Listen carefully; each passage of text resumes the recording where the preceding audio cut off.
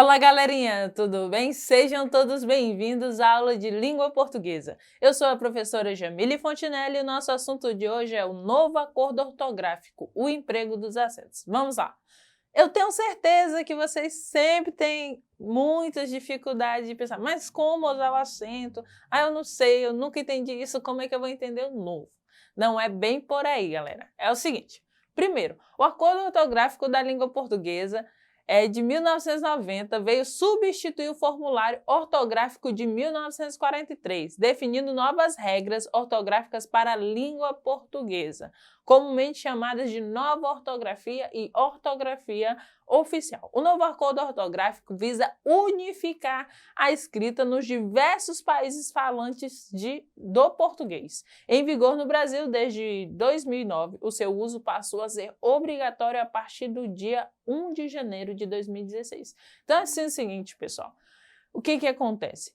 As regras, elas já estavam aí, só como nós temos muitos países que falam língua portuguesa, nós precisávamos que esse novo acordo fosse fechado, para que unificasse, né, que melhorasse algumas regras dentro da língua portuguesa. Claro que nós vamos ter algumas diferenças, mas no que compete à ortografia, foi feito para que melhorasse, né, que de modo que unificasse a nossa língua em si, porque é só uma, não é só o Brasil que fala língua portuguesa, nós temos Portugal e outros países que também foram colonizados pelos portugueses. Então, é preciso que haja essa interação e essa unificação para que todos os países estejam fortalecendo a mesma regra, né? Então, vamos lá. Primeiro, para quem não lembra, nós temos esses acentos aí que vocês estão vendo. Primeiro, o acento agudo. Nós temos o acento agudo, ele indica o som aberto proferido pela vogal tônica, cajá, até, vovó. Acento circunflexo manifesta-se pelo som fechado, retratado pela vogal tônica, lâmpada, vovô, clichê. E o acento grave, alguns teóricos, né, ainda discutem isso, né, se é acento grave ou não, ele não é acento, porque é só a junção de dois As, mas a gente vai deixar ele aí, é utilizado para indicar a crase, porque muitas pessoas confundem o acento agudo com a crase, mas é sempre bom distinguir. Um é escrito para um lado e o outro é escrito para o outro, e eles têm funções totalmente diferentes. Por exemplo, você nunca vai ver uma crase no meio de uma palavra. Ela é entre uma frase e outra porque vai juntar dois As, que ou a primeira antes do A vai pedir e a segunda também, e vai juntar esses dois As e vai fazer a crase, vai constituir a crase, esse sinal. Quando você vê esse sinal de crase, significa que ele vai ter uma junção ali de dois As. Ok? Exemplos, irei à festa, né? Quem vai a algum lugar. Aonde? À festa. Então, tenho o A do verbo e o A do substantivo. Juntei, coloquei o acento grave. Ok? Estes livros pertencem àquele garoto. Pertence a alguém. A quem? Ao garoto. Ok? Próximo. E aí, no nosso novo acordo ortográfico, nós temos várias regras, e aí foram modificadas algumas para facilitar a língua portuguesa, essa parte ortográfica. Primeiro, acentuação de tongos abertos, oi e ei, nas palavras paroxítonas, ou seja, aquelas que têm a penúltima sílaba tônica, foi abolido o acento agudo nos ditongos abertos. Nas palavras oxítonas, esses ditongos continuam acentuados. Então, onde é que perdeu o acento? Nas paroxítonas de ditongos abertos. Oi e ei, como ideia, europeia, jiboia, boia, joia. Então, vocês percebem que essas palavras perderam acento. Em alguns livros, vocês ainda poderão ver algumas dessas palavras acentuadas. Não todos, mas algumas sim. Por exemplo, se você pegar a literatura brasileira, que foi escrita bem antes do novo acordo ortográfico. Então, você vai encontrar essas palavras escritas ainda com um acento, mas na hora de fazer sua redação é sempre bom lembrar e repassar isso para vocês não perderem pontos na hora de escrever. Então, paroxítonas de ditongos abertos, palavras paroxítonas de ditongos abertos perderam o acento, ok? Próximo. A acentuação de ditongos O e E, ou seja, aquelas palavras que na hora que nós vamos escrever, elas têm a vogal repetida. Nas palavras paroxítonas foi abolido o acento circunflexo dos ditongos, ou seja, não tem mais acento. Antigamente havia o acento circunflexo no primeiro E ou no primeiro O, mas não tem mais, ok? Próximo, acentuação da vogal I e U antes de ditongos. Nas palavras paroxítonas, foi abolido o acento agudo na vogal I e na vogal U, quando aparecem após ditongos. Exemplos, baiuca, feiura. Qual o nosso ditongo aí? Nós temos o EI, né? O U do baiuca e o U do feiura. Então, é antes aí do ditongo, né? E aí nós vamos perder esse acento. Uso de trema. Esse carinha aí, ele foi pouquíssimo utilizado, mas como eu já disse, algumas obras, se você pegar para ler, você vai ver que algumas palavras como frequente, 50, linguiça, tem 2 pontinhos em cima do U. Esses 2 pontinhos são chamados de trema.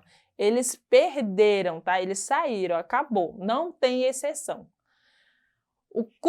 Professora, mas eu já vi algumas palavras, nomes próprios, escritos com esse nome. Aí sim, é nome próprio. Nome próprio não vai modificar. Mas frequente, 50, consequência, tranquilo, pinguim, não tem. Outras mais que têm essa mesma constituição, que talvez antigamente tivesse, não tem mais. Mas provavelmente para vocês a questão do trema é um pouco mais fácil. Por quê? Porque ela realmente foi pouquíssimo utilizada. Só as obras antes de 1990 que vai ter o recorrente uso da trema, tá? O acento diferencial. Foi abolido o acento diferencial de vários pares de palavras, cuja distinção deverá ser feita pelo contexto em que ocorre. Mantém-se apenas os acentos diferenciais de por e por, pode e pôde, ok? Palavras sem acento diferencial. O para, porque antigamente era igual porque existia um para cada situação. O pelo, também existia um pelo para cada situação. O pera ou pera, que existia também, e o polo. Então, não tem mais esse acento diferencial para essas palavras. Só continua o de por e o de pode.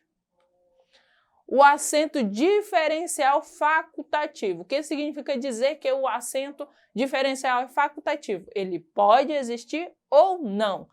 Quando nós usaríamos esse acento facultativo? A utilização do acento facultativo na diferenciação entre a primeira pessoa do plural do pretérito perfeito do indicativo e a primeira pessoa do plural do presente do indicativo passou a ser facultativa, onde nós tínhamos demos e demos, que a diferença de uma para outra era apenas o acento circunflexo, ou cantamos e cantamos, que seria apenas o acento agudo, estudamos também, a diferença seria só na utilização do acento, passou a ser facultativo. Se você escreve com acento, não está errado, é facultativo. Se é facultativo, você pode ou não vir a escrever.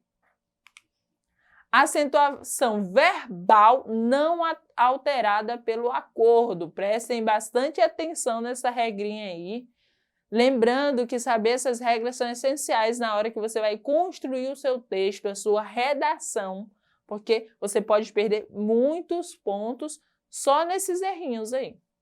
Os verbos ter e vir mantêm acento agudo na terceira pessoa do singular e acento circunflexo na terceira pessoa do plural. Os verbos derivados do verbo ter e vir mantêm um acento agudo na terceira pessoa do singular e acento circunflexo na terceira pessoa do plural, ok? Ou seja, ele tem, eles têm. Quando estiver no plural, eu devo colocar o acento circunflexo. Não perdeu, ele continua. O ter e vir, ele vai permanecer com acentos circunflexos. Ele vem, eles vêm. Foi plural? Botou o acento. Ele mantém, eles mantêm. Ele contém, eles contêm. Ok? E agora, depois de nós passarmos um pouco sobre essas remodelações com a nova ortografia, que vai trocar os acentos, que vai tirar, que vai deixar, vai permanecer, nós vamos exercitar um pouco, pessoal. Lembrando que é essencial sempre estar revisando isso, sempre estar lendo obras, principalmente no que tange a gramática em si. Ah, eu quero estudar gramática, eu vou estudar ortografia. Peguem obras atualizadas. Geralmente as obras atualizadas vêm lá na capinha, de acordo com o novo acordo ortográfico. Então, sempre peguem obras atualizadas para estudar sobre a ortografia, porque senão vocês podem cair no erro, ok? Então, vamos lá para o nosso primeiro comando. As sequências abaixo contém paroxítonas, ou seja, a penúltima sílaba tônica, que, segundo determinada regra do acordo ortográfico, não são acentuadas. Ponto.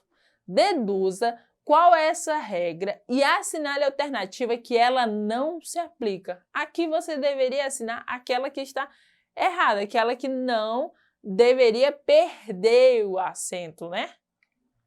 Ou não tem.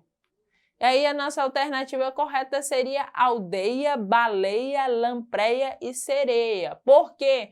Porque em todos esses ditongos aí nós temos ditongos fechados, ok? E na nossa regra ela vai dizer que perdem os ditongos abertos. Próximo.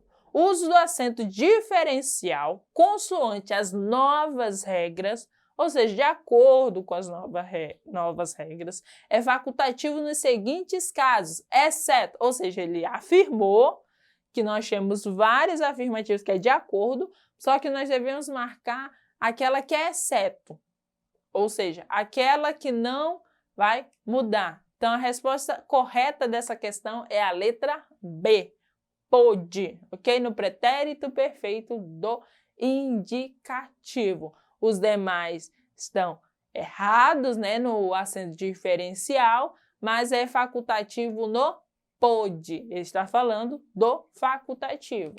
O próximo. Assinale a alternativa correta segundo o novo acordo ortográfico. O pronunciamento do parlamentar na estreia da peça de teatro teve repercussão na imprensa, de modo que o outro deputado, ao desembarcar do seu voo rumo à cidade de Parnaíba, no estado de Piauí, também falou sobre o assunto. Os que leem jornais saberão o que estou falando.